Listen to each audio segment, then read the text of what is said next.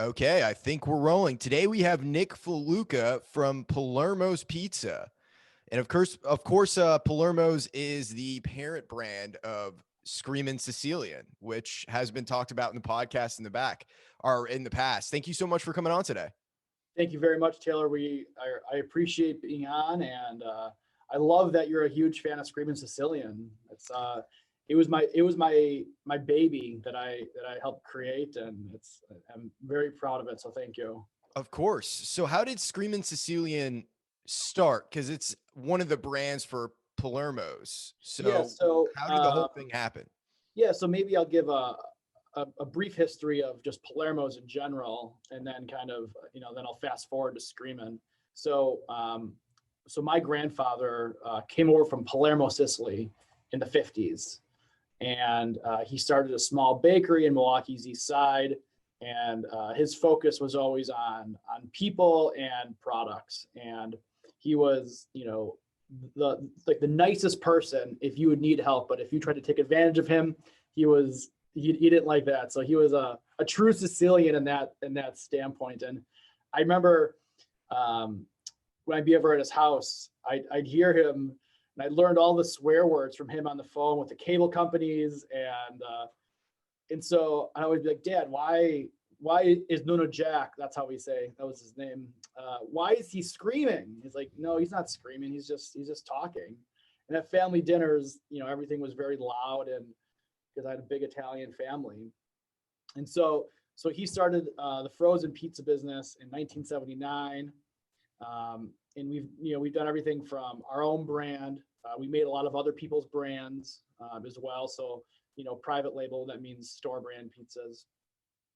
And really we got our success when we introduced our Palermo's Primo Thin.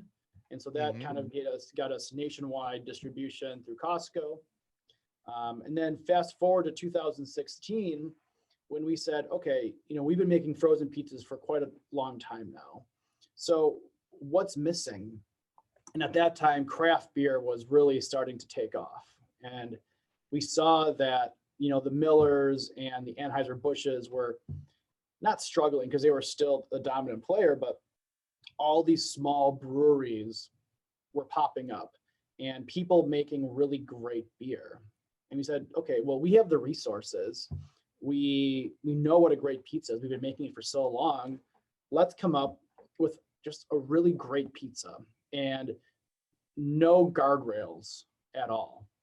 And so that's what launched the conception of Scream and Sicilian. So we literally chose the best ingredients that we could find. We went to restaurant sources to get, our meats and our cheeses and so that's how it started, was just, we wanted to make the best damn pizza we could. And You definitely succeeded in that. well, thank you. I remember the first time I tried it, I was so surprised how good it was for frozen pizza. Because when you think frozen pizza, you don't necessarily think those high quality ingredients. And that's the thing that I think really sets it apart from other brands. Everything seems just as high quality as it can be. Like one thing I always talk about with the Supreme Pizza, how fresh the vegetables are. I've never had frozen vegetables in any capacity that are that fresh. So like every step of the process, it's like you were like, we have to do this out of 10. You know what I mean? Yep.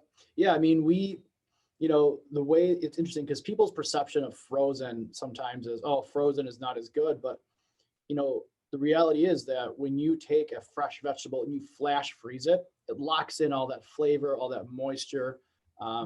Whereas sometimes, like if we were to put fresh vegetables on a frozen pizza, by the time you would get it, it would be all, have like these ice crystals on it, and all the moisture would seep out.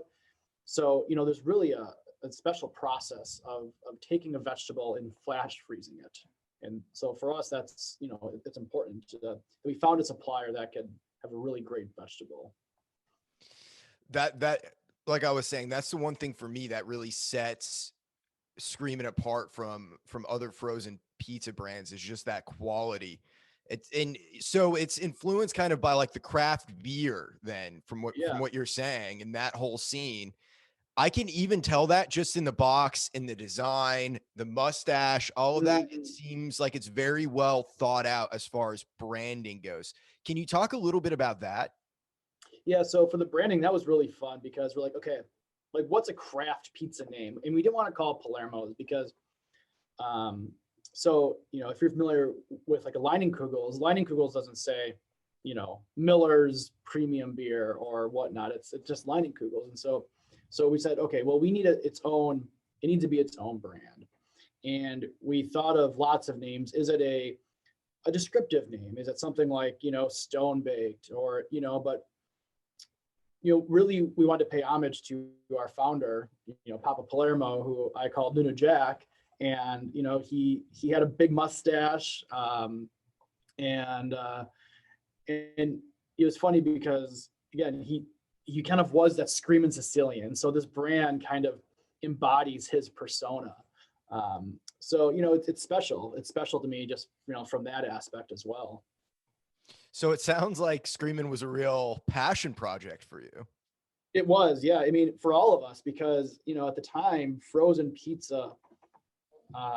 We were the first ones to do a premium craft pizza, and we said, okay, right now all the pizzas are $4 or $5 pizzas, but we're going to charge $10.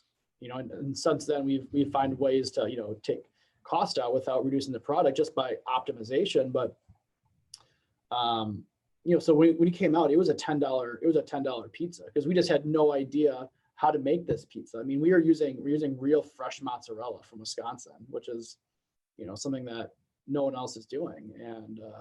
And since then, actually, we found this local farm that's able to make us fresh mozzarella from Wisconsin, and it's such a cool process. I mean, I could do a whole story on just that on that fresh mozzarella, but yeah. So the brand really embodies kind of who we are as a company, as our founder. So it's all about passion. It's about giving people a great experience.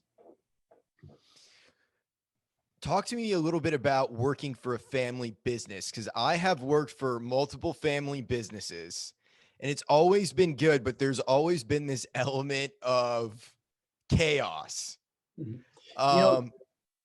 Yeah, there's definitely, there's definitely their ups and downs. It's hard to, I can't say I would change anything, but I also can't say that I'd recommend it for someone just going into it. I mean, I've always been a part of the family business, even, from grade school all the way through high school and college.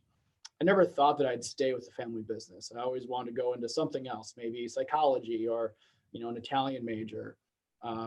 But, just working here, working with the people, I love the role. I love the company. And so I stuck with it, and I'm happy I did. But it's challenging, the conversations and the tough conversations that I'll have with my family will sometimes roll over to the dinner table.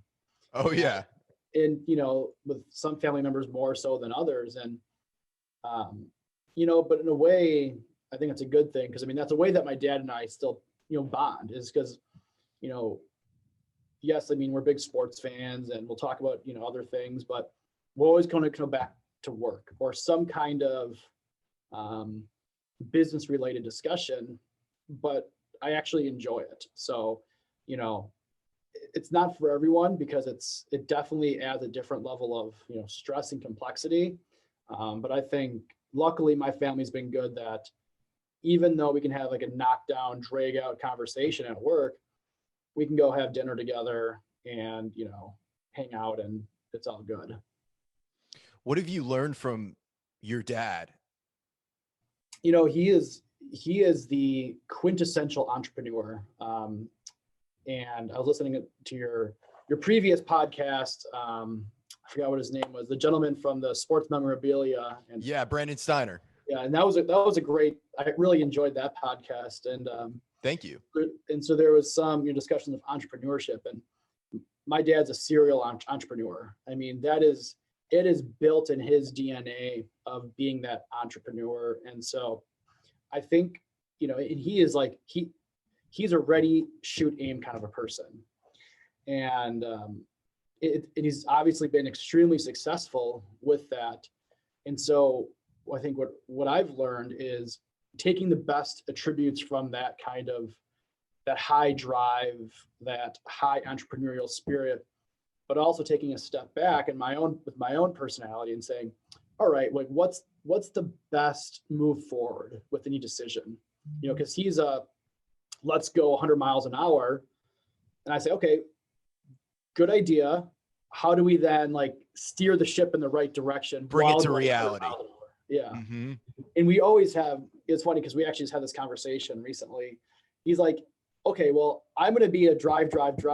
And you're going to say, okay, let's maybe think about it. And by the two of us coming together, we're going to come out with a right decision, because it's kind of like that yin and that yang of, you know, if he wasn't driving so hard, I probably wouldn't be as cautious in the business world. Mm-hmm. And I'm usually I'm not a very cautious person in my general life, but in the business world, you know, the stakes are higher. And so, you know, it's a great balance. And, you know, I wouldn't now, if on a day-to-day basis, I might say I might change the way that, you know, he might behave or I might behave, but when it comes down to it, it works out.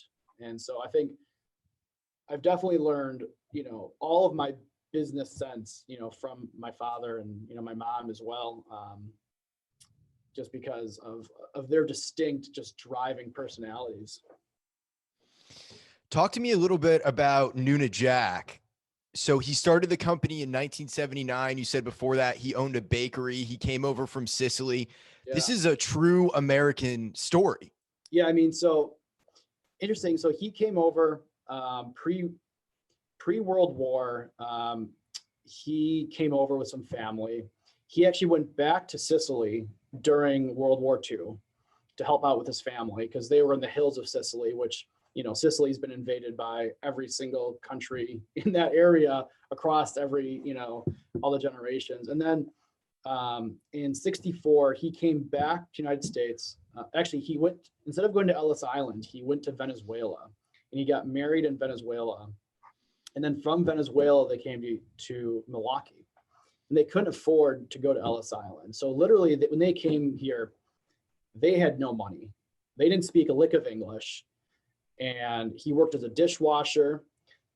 He worked in tile, and he finally saved up enough money to renovate a small little building to be his bakery. And he did very traditional Sicilian cookies and cakes and breads. And then so that was in 1964 when he opened that. In 1969, he opened Palermo Villa Restaurant. And you know, in that restaurant, it was a great restaurant. It's a popular restaurant.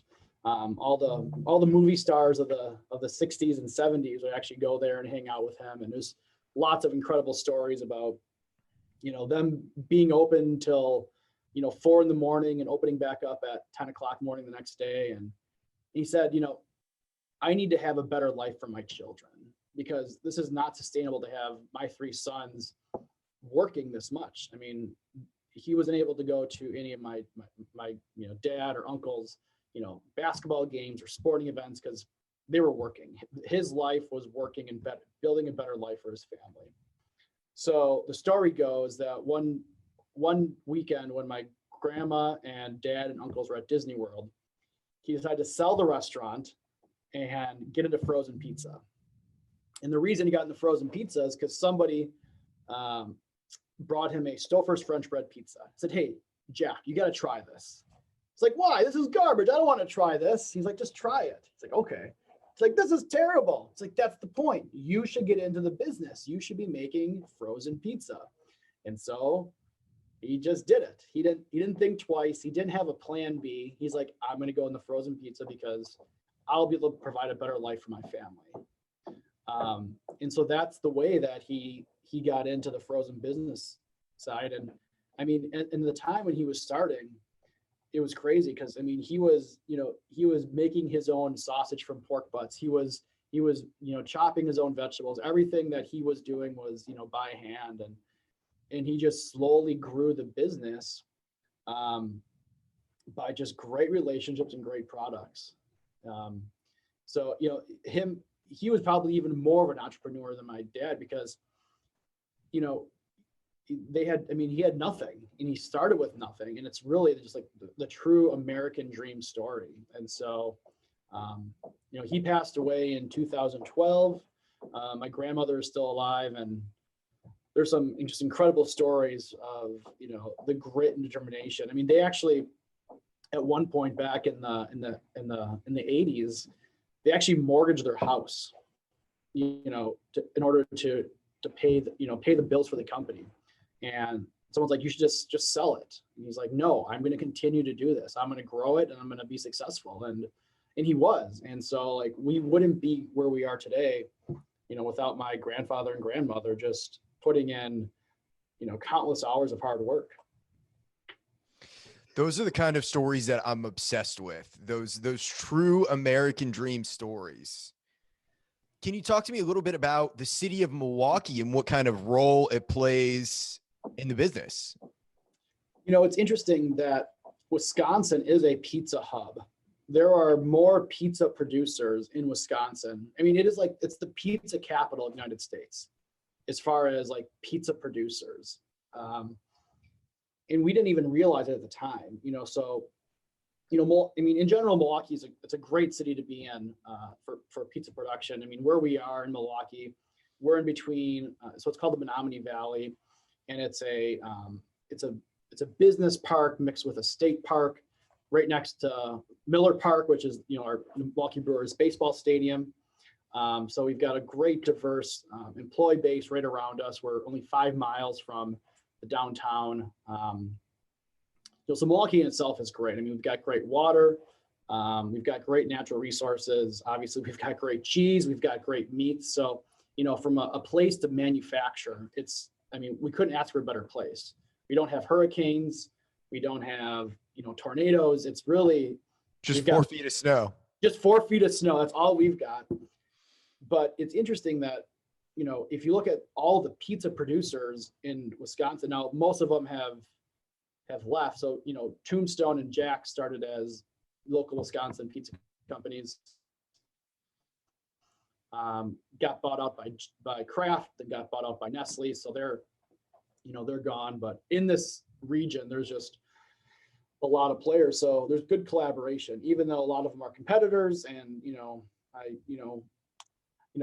I can still speak highly of them as, businesses because for us, we want people to buy more frozen pizza. I obviously want people to buy all of our brands of frozen pizza. But the more that people say, you know what, frozen pizza is pretty good, I'm going to buy frozen pizza instead of spending $36 during takeout, and so you can get 2 great pizzas, and feed a family for under $20, and whereas you can't do that with takeout. Yes, absolutely. Like, I know for me and kind of part of my Nashville story, Scream and Sicilian has played a role. One of the bands that I play in, Emma Holden Trio, every time we practice, we always decide through group text who's bringing Bessie's Revenge. And we know it's going to be a night whenever someone says double Bessie's. And we'll jam, we'll play music and everything like that. And we have like jams that we've named after the pizzas.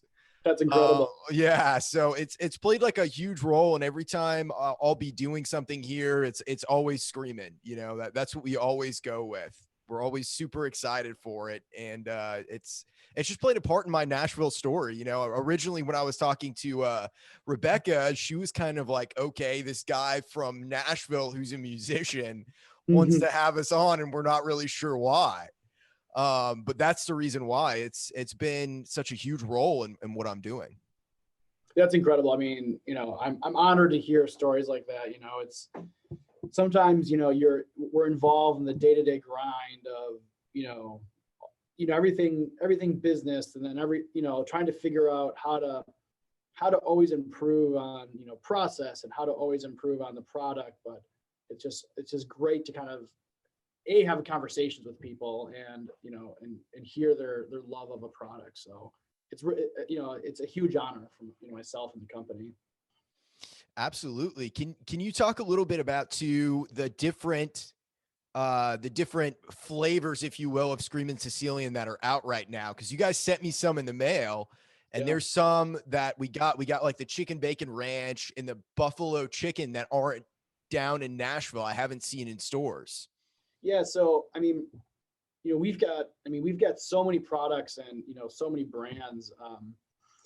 And unfortunately they can't go everywhere. There's Hmm. just limited space in the freezer section. So under Scream and Sicilian, we have what we call our core line, which is, the stone baked crust. So, we actually have an imported Italian pizza oven, but, Italian marble that makes this crust. So this crust, we call it our core line, our original. So we've got, the cheese, which is the best of revenge, the holy pepperoni, the Supremus Maximus, the brazen buffalo, the boss hog, which is a sausage pizza. You got the mother of meat, which is a 4 meat. The Mambo Italiano, which is a meatball and pepperoni. So those are all Great meatballs, by the way. those are good. Yeah. But then we also have different lines. So we have our thin crust right now, which is exclusive at Walmart for a time being. And it's a really crisp, it's like, how thin of a crispy crust can we get? Hmm. And the crust is not the important part. It's just a carrier of all these toppings. So we put the same amount of toppings on this super thin crust. So the crust gets really crispy and it's just overloaded with toppings. Then we have a line called Zabruski, which is really fun. It's actually, we use Kugels beer, real Kugels kegs of beer, and we pump it into the crust. And so it's like a beer bread. So with that one, I really like the hot Italian and pepperoni one, Yeah. the hot Italian sausage and pepperoni. What's different with the cheese with that? Do you put beer in the cheese as well, We or? do. Yeah, it's a beer cheese sauce. There's beer in the crust. That sausage is one of our best sausages. It's like a very spicy sausage. I agree. It was great. It was a very hearty pizza. It's good for a cold night. Yeah, it's a hearty, indulgent pizza. It's a great pizza that everyone gets a slice. It's probably not a pizza that you're probably gonna eat the whole thing, but we want to, as a company, provide pizzas on all ends of the spectrum. So we've got other brands that are more focused on health and wellness. Screamin's definitely on the more indulgent side. We have some brands that are, catering to someone who just wants a good $5 pizza. And so we want to be the go-to for your frozen pizza desires. Whatever that may be. We've even got, one of our brands, Urban Pie. Like we put hemp seeds in the crust. And so we have so many great ideas and we love coming out with them. How did the partnership with is it Kugels? Is that how you say it? Yeah, so Kugels, so they're a local Wisconsin brewery, owned by Miller now. But what we did is we said, okay, we're going to put beer in this crust, and we're not going to be biased to, So we tested brands like Hams and PBR. And some other, local craft breweries. And after doing all the tests, we did lots of beer crust tests, and B, we tried lots of beer to go with it. So that was pretty fun at the office, being able to drink beer and eat pizza. But it turned out that Kugels was the best beer for the process. So for whatever reason, it tasted the best and it performed the best in the crust. And so it was a blind taste test, no bias, and they're the ones who won. So we're happy that it's a local Wisconsin brewery that ended up winning. That's fantastic. I love collaborations like that. Yeah. Also on Screamin, I should say, one of the varieties, which I forgot to mention, it's so are you familiar with Johnsonville? They're a sausage and brat company. Yeah. We did a collaboration with them, the Johnsonville Brat Pizza. So it's a Screamin crust, mozzarella cheese, Johnsonville brats, and roasted peppers and onions. Oh man, that sounds delicious. That one's really good. It's really fun. What are you guys working on right now that you're gonna have that's gonna be new? So, for Scream, we're trying to figure out, what direction do we go? Do we want to go, more indulgent? So, more things in the vein of, beer cheese and, really indulgent. Do we want to go more basic? Do we want to go more, American regional? So, those are all, insights of where we're going, and we don't have a specific direction yet. So, we are trying different items in a pan. We're trying different items that might not be pizza, but we want to just deliver on the great Screamin' experience of the best out there. So, I'd always love to hear, even from you, like, what do you think Screamin's missing? What kind of crust or sauce or toppings? Let me ask you this. Do pineapples go on pizza? Pineapples do go on pizza. Would you ever do a Hawaiian pizza? We would, yeah. I think with your guys' quality of freshness, if you find just the greatest pineapples of all time and the greatest ham of all time, it might be the most excellent Hawaiian pizza ever. So I have a question. Do you like your Hawaiian with a traditional red sauce or a barbecue sauce? I would personally go with the red sauce. Okay. I'm more of a traditionalist in that way. Mm-hmm. We can definitely do a ham and pineapple pizza. It's such a fun debate because some people hate it. Some people like pineapple does not belong, and I say anything that people are willing to eat on a pizza belongs on a pizza. Agreed. I'm a purist when it comes to, like, if I'm going out, but even then, I'm happy to stumble into a place and get a slice of greasy pizza. So. Yeah, I would say for me, Hawaiian would be the biggest thing from Scream and Sicilian that I would love to see. I know, so my favorite one is I'm either going to go with Mambo Italiano or the Supreme Pizza. So I love the Mambo Italiano just because of the fact that the meatball is so good. Like, it's such high quality that you could eat the meatballs on their own, and they're big, they're flavorful, all that. When we try to source our meats, that was a painful process. You think, oh, just eating pizza and sausage and meatball all day, like, how fun is that? But when we tried different meatballs, we probably had 20 different meatballs that we were trying, probably 30 different sausages that we tried. And then once we found the ones that we liked, or the vendors we liked, then we narrowed it down even further and further, optimize how we wanted it. So that was a memorable, but it was a long process of getting the meats right. Because it was funny when we named the mother of meat.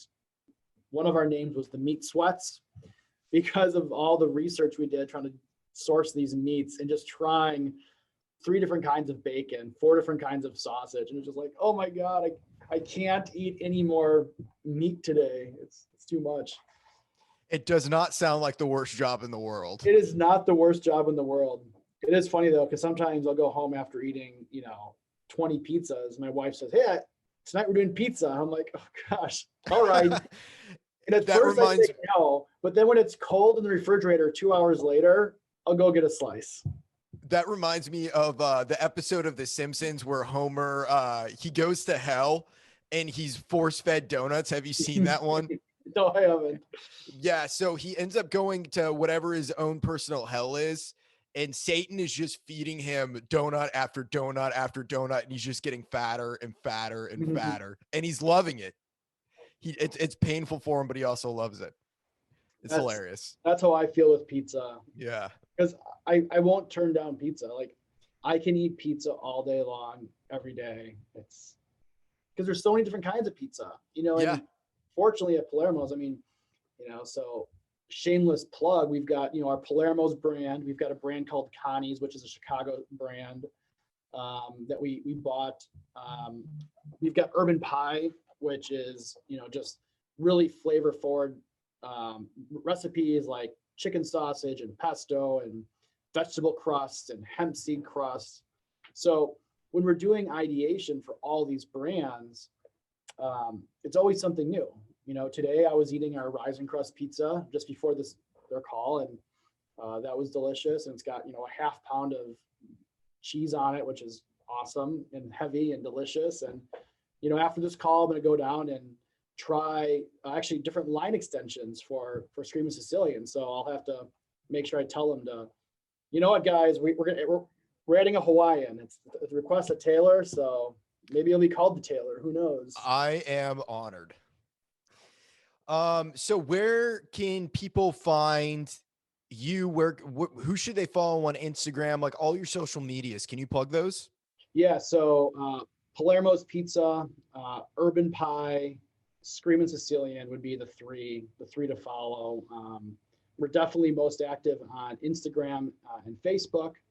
A little bit on Twitter, but those are our main platforms. Actually, we've got a contest giveaway right now with Urban Pie that we're giving away a year supply of pizza. Oh, wow. Okay. Yeah. And then January during National Pizza Month, we'll be doing a bunch of other really cool giveaways of Palermo swag and pizzas and whatnot. So we'd love everyone's comments and pictures and engagement. For sure. Hey, man, thank you so much for coming on today. It was a huge honor to talk to you. Yeah, you too. Thank you. I really appreciate it. Of course.